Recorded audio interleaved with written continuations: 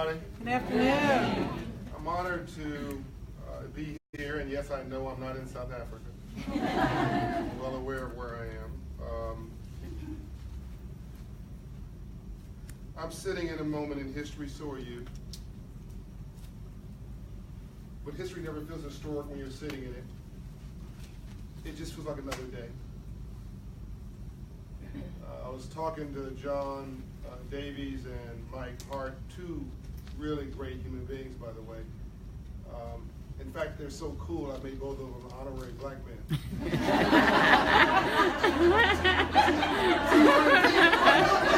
I don't know where John Davies is. I don't know where John. Guaranteed John turned pink too. He's legit pink. Look at that. Same color as his tie. By the way, this is being broadcast on Facebook Live, and it's not a big following. I only have 40 million people who watch the video, so it's not you don't have to worry about anybody being embarrassing you and globally. By the way, this whole thing of racism is really stupid. I don't mean it on moral grounds or social justice grounds. I'm not going to give you a race speech. I mean, like, it's literally, scientifically stupid. Facts are stubborn things. You know that 99.9% plus of all human DNA is precisely the same. See, God makes it so obvious that even a doofus like me has to get it right. 99.9 and change percent of all human DNA precisely the same. And if you look at North America and South America, you look at Europe and Africa, and you remove the waterways between the two, go home and look at a map, they click. Because they were once one continental plate, and they broke off. And as you pull away from the Earth with a microscope or even a good camera, you'll see the lines fall away. God didn't make the lines. The universe didn't make the lines. We demarcated this country from that country and this community from that community. We separated each other from ourselves. But that's not even the point either. If you go to Africa and you ask why people in Africa are dark, why are they as dark as this man's suit right here? Because Africa's hot. The sun is direct, and the pigmentation of your skin allows you not to get skin cancer. So you survive and you thrive in Africa because your pigmentation of your skin is oriented for that direct sunlight. The hair is kinky because the soft part of your body is over your brain. If your brain cooks, you're done. Your nose is wide because it cools the air like an air conditioner before it goes into your lungs, because if your lungs overheat, you're done. Black folks have big lips. I don't know why, but everybody wants them. Injections. And as you go farther in up the continent of the African continent to North Africa, you find the sun is less direct. And you go to what's called North Africa, Morocco, they're of olive skin, a little darker than you. But then you drop over a sort of puddle of water, and you get to the Mediterranean, into Europe. What's that? Italy, southern France, Spain. They have an olive skin, and they have loosely curled hair. And I always joke about this, but I'm like, European men are pretty, got pretty, decent manners, whatever. You're pretty conservative. But the only European man that will pinch a woman's rear end is an Italian man. That's a brother. So this is funny stuff I'm giving you. Laughing, it's okay to laugh, we'll get sued. But you think about the people from the Mediterranean region. They have olive skin, lighter complexion, almost like you, but they have slightly curly hair. And you go farther up into Europe, and then the hair gets very thick, very straight, very much like you. The pigmentation of the skin gets lighter. You go to Norway, where I have an office with my friend, the Crown Prince of Norway. In the Nordic country, which is very cold, and they look very much like you as far as complexion. Their hair is very much just like yours. In fact, you may have some blood in you from those Nordic countries. because it's cold. And the pigmentation, but that skin absorbs cold weather. And the nose is narrow to heat the air before it goes into your lungs. Because if your lungs freezes up, you're done. The hair covers your ears, because if your ears get cold in the frostbite, you're done. God knew what he was doing, but we've obsessed about things that don't matter. Eye color, skin color, complexion, hair, the things that are remarkably uninteresting versus our amazing differences. And when I'm around the world, I've been to 100 countries, I've found that everybody seems to want to be American except Americans. We just find reasons to complain with each other and fight with each other, and it's just fear. But I have a different narrative for you today. Beyond the fact that we're all brothers and sisters, we're all God's children, and if you want to really fry somebody's brain for Christmas, give them a DNA test. Because whatever you think you know is wrong. I went and got a DNA test, and I found that I'm 71% Cameroon, which is the country next to Nigeria, is African, but I'm 26% European. The rest is Asian, Indian, and other, which means if I hate white people, I hate myself. If I hate Indians, I hate myself. If I hate Latinos or Asians, I hate myself. And if you want to really fry your brain, look at the Native American Indian, and if you'll notice the Native American Indian or the mestizo in Mexico came over the Bering Strait from Asia, you'll find the Native American Indian and the Asian look very similar because they are related. We're all God's children. We're all from the same place. We fight over stupid things. And I'd rather celebrate something that's much more interesting, which is something like the history of this place. You guys call it the quilting capital. And that's fairly recent history. I want to go back to the founding of America because you guys played a role in that. Paducah, Kentucky, is in the history books. But do you recognize your own storyline? Do you value your own gifts and literally making America who she is today? I'm talking about the Jackson Purchase. I don't know if many of you know about this, but this Jackson Purchase by Andrew Jackson was the president, really helped to create the area you know today. And then after that, you really played an incredibly important role in the Civil War. The Union Army, specifically Ulysses S. Grant, occupied this area. It was a major resupply area for the entire Civil War. And it was a major battle because whoever controlled Paducah controlled resupply lines for the entire region. So this place changed hands a couple different times. If you go back in your lineage, anybody who's lived here for any period of time, you'll find heroes and sheroes in your family who helped to make America the free place that she is today. And the gentleman who is tied to the Great Expedition, William, what's the other name? William Clark Expedition. William Clark found, mapped out Paducah.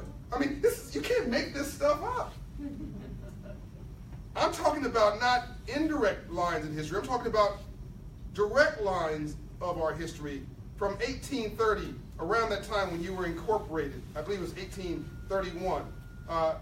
Going forward to 1864, which was a huge battle here between the Confederate and the Union Army. And the Union Army won, and the Confederate Army won, and then the Union Army won it back. And it was an exchange back and forth. Now, by the way, this is not like America and Korea. I'm talking about brother against brother.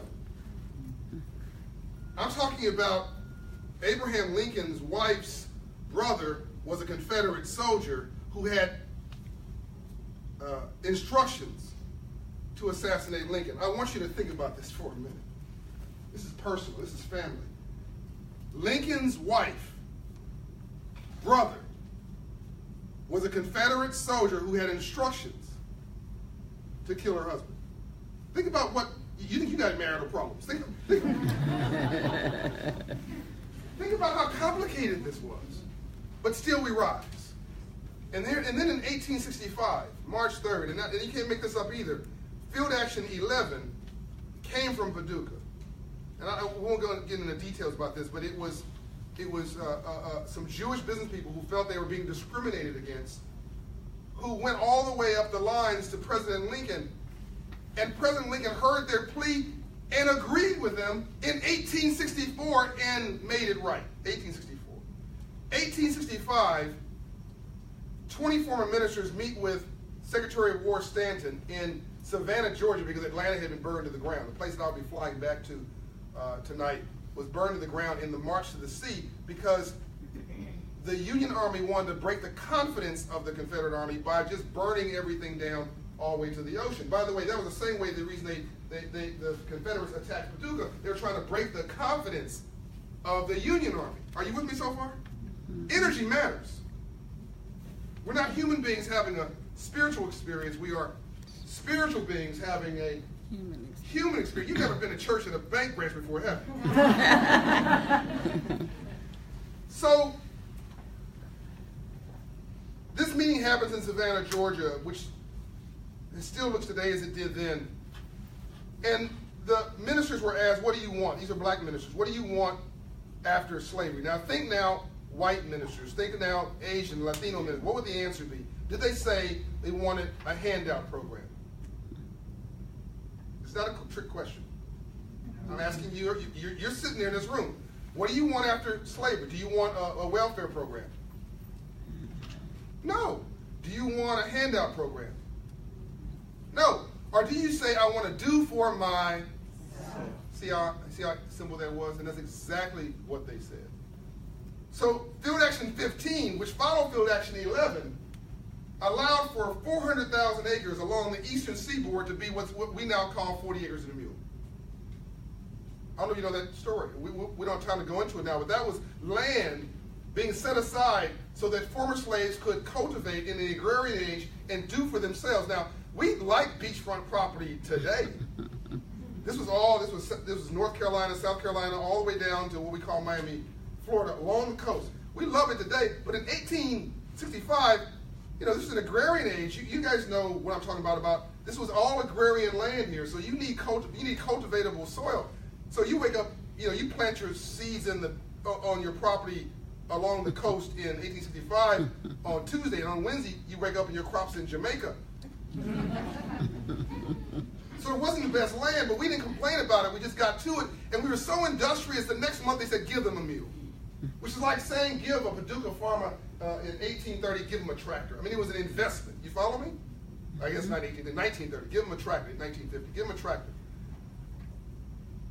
And then on March 3rd, literally the next month, so January was the land, February was the mule. March 3rd, 1865, Abraham Lincoln sat down at his desk and created something called the Freedmen's Bureau Act. The Freedmen's Bureau Act created the Freedmen's Bank. The Freedmen's Bank's mission was, quote, to teach free slaves about money.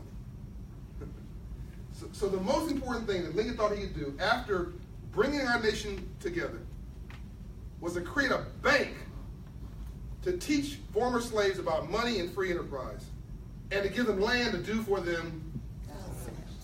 And he was killed the next month, April 1865. What's my point? It's not like folks got the memo on money and free enterprise, and I mean everybody now. I'm not talking about black people now, because the number one group dying in America are high school educated white men who are depressed. That's the number one group dying in America today. And we have a lot of, and there's more poor whites in America than poor anybody else today.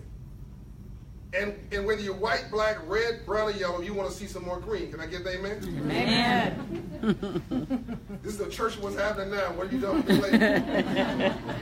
I mean, when you got too much month at the end of your money, it's stressful. When you got too much month at the end of your money, it's stressful. Not black stress, not Latino stress, not white stress, not Asian stress, not Indian stress. It's just stressful. Can I get an amen? Amen.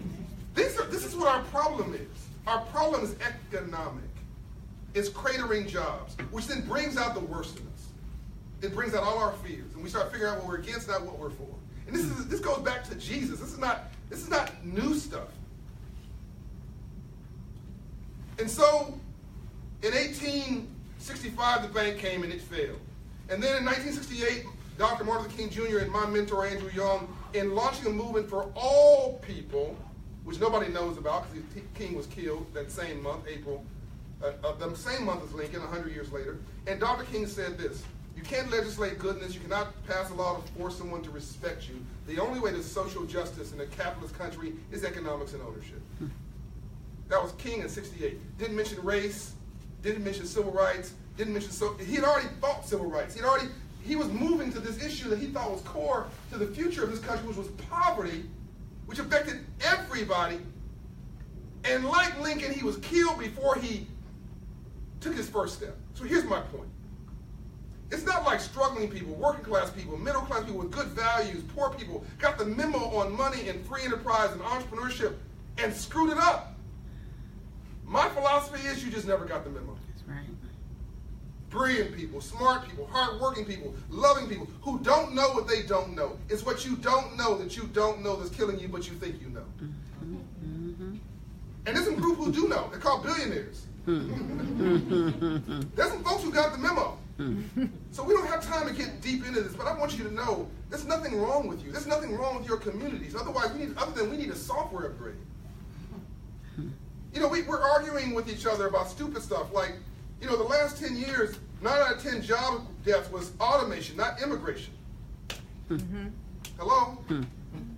Automation, robotics. So we need to reimagine our whole economy because the jobs of 50 years ago are not coming back. No matter how much we blame somebody else, they're not coming back. So I have a new vision. We decided to finish what Lincoln started. We decided to open 1,000 Hope Inside locations by the year 2020. In urban communities, rural communities, black communities, white communities, brown communities, turning into green communities. With a mission that's very simple. Moving credit scores 120 points. Now you may be scratching your head now going, what is this guy talking about? Here's my philosophy. Nothing changes your life more than God or love than moving your credit score 120 points. Amen. Think about it. You can't get a job today without somebody running your credit. This bank, it's a wonderful bank. We're partnering with them. Regions has committed 100 locations. By the way, that deserves a round of applause. All right.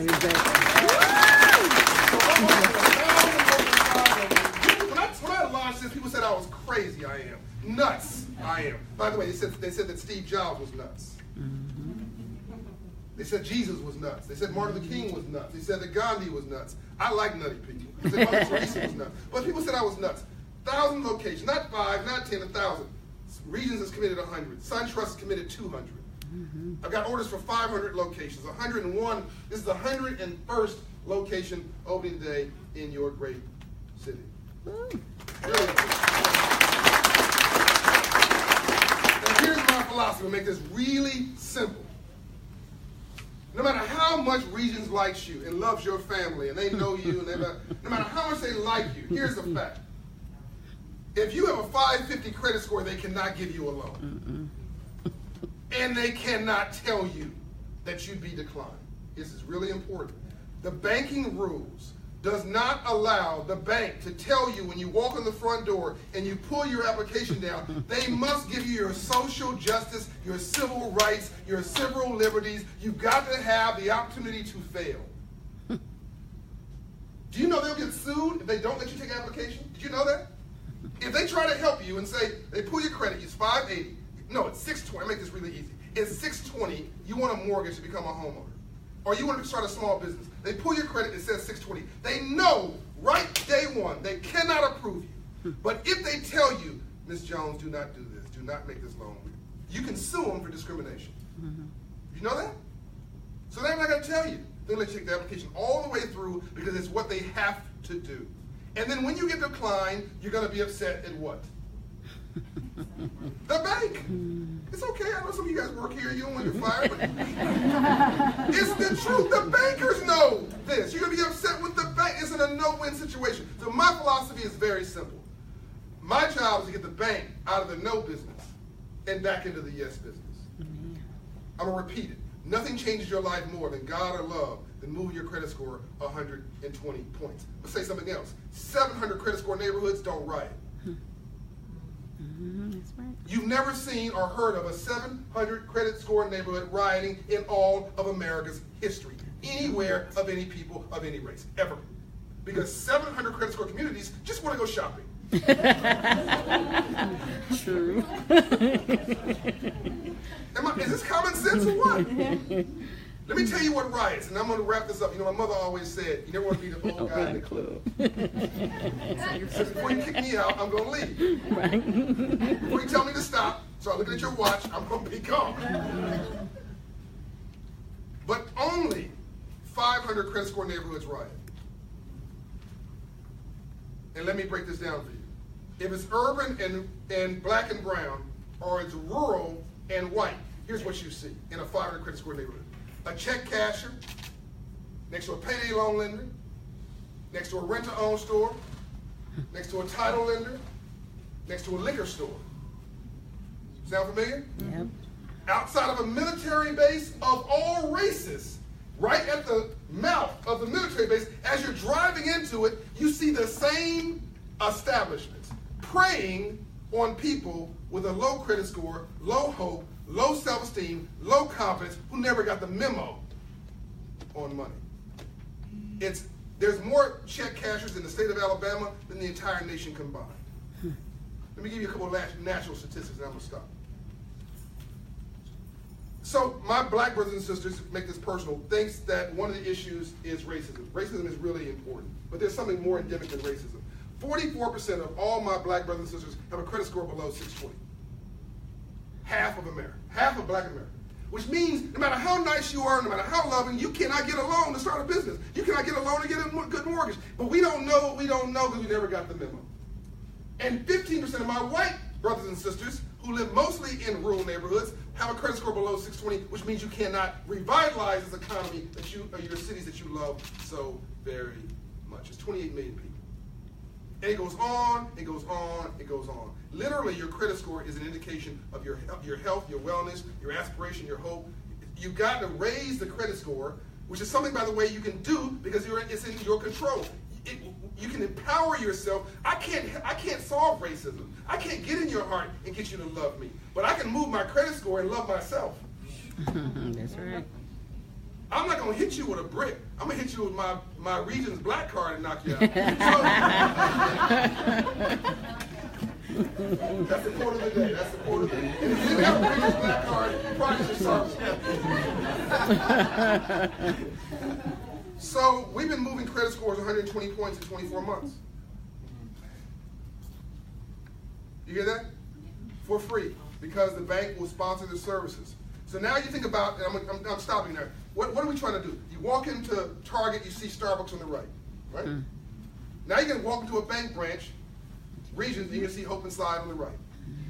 And when the bank says, well, we can't help you, now they can, 10 feet away, they can say, because we don't work for the bank. This is so important. We're not a bank employee. We don't exist under the same rules. So 10 feet away, we can pull your credit and say, my God, this is like a bus accident. Now you can sue me if you want to, but I'm broke. You can't get nothing out of me. And then Mike's like, oh my God, why did we hire this guy? So then when we say, what's that? I don't know what that is. Well, that's called an error. The law states if the credit bureaus cannot confirm that that is yours, they must remove it. And they must remove it within 30 days. When they remove it, your credit score jumps 40 points. So if you walk in at 580, now where are you? I'm sorry, from the black church. I'm used to making I'm actually talking to you. So you're at what now? 620. Great. So now what happens to your confidence once we solve that for you? Goes up. What happens to your belief in yourself? Your head comes up. You're a little bit faith in the system. Your trust in bank increase because you're in a bank. Okay, then you say, now what? What's next? Now we got you. Now you're back in the system. You were trying to get the memo. Then we say, last example, what's that? Oh, I got divorced 10 years ago. By the way, a saint is a sinner that got up. Don't be ashamed of your problems. A saint is a sinner that got up. Everybody makes mistakes. Everybody. It's not about making a mistake. It's about how you respond to it. So what's that? Oh, I got divorced 10 years ago. I didn't pay the phone bill. I was depressed. It's $1,000. I don't have $1,000. Don't worry. SBC sold that to Pac Bell. Pac Bell sold that to AT&T. AT&T knew they weren't gonna get their money, and they sold that to Joe's Finance Company. Joe's Finance Company. There's a little phone number here that says call them. I'm calling them. I don't have $1,000. That's okay. They bought it for $50. It's called a charge-off. We call them. I'm here with Mrs. Jones. I'm looking for Mrs. Jones. Okay. She wants to pay you off. Well, we want $100. We're gonna pay you $200. Why would you pay me $200? I'm gonna make you like a hero to your boss, and as a result of you being like a hero, because you have a 40% profit margin, you're gonna give me your cell phone number, your direct email address. You're gonna write a letter on behalf of Mrs. Jones to the credit bureaus saying that she's a model citizen. She paid this as agreed, and when that happens, the credit score goes up another 30 points. Where are you at now? 650 in this example. 650, because I went from 620, 580 to 620, 620 to 650. Now I'm in striking distance of an approval. We work with you a little bit more. We then, if you live in Paducah, my guess is you're making, the average income is probably $35,000, $40,000 is my guess. Yeah. All right? If you make less than $50,000 a year, you qualify for something called the EITC, the Earned Income Tax Credit. Again, the banks can't do this. Basically, if you walk in the mirror and you work, and you make 50 grand or less, the government owes you a check. So if you make $32,000, you have 2 children, the federal government owes you $4 grand cash. Now everybody's about to run out of here like, what? 4 grand cash. There's no hitch. There's no trick to it. $12 billion a year goes back to the Treasury because we don't ask for our own money. Here's the real catch. It's retroactive for 3 years. That's 12 grand, ladies and gentlemen, that you don't owe anybody. So then we help you get your EITC. Now you've got a loan approval, a new home mortgage. Now you got 12 grand, which you're gonna go now to Home Depot or Lowe's, do some rehab on your house. You're gonna hire the local guy down the street from your house who would otherwise be the guy stealing from you. Now he's gonna be the guy protecting you because you're gonna hire him to paint the house, do some landscaping up front. Now you pop GDP, you create local jobs, you become a taxpayer, a stakeholder, I believe a voter. Now you help with a tax base in Paducah, and you put people to work, and it was all because Regions believed in doing well by doing good. I'm done. When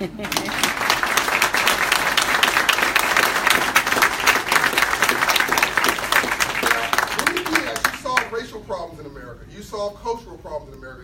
Because this is really about creating jobs and economic fear. We are afraid that the future is not going to be good for us. That's our problem.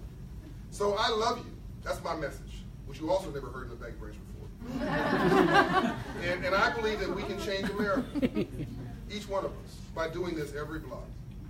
Raising credit scores raises self-esteem. It raises confidence. It makes us believe in ourselves. And you can't grow without a bank. But now we're helping the bank to get out of the no business and back into the yes. Thank you very much. Okay, so we've got a little time here. John doesn't know I'm going to do this, but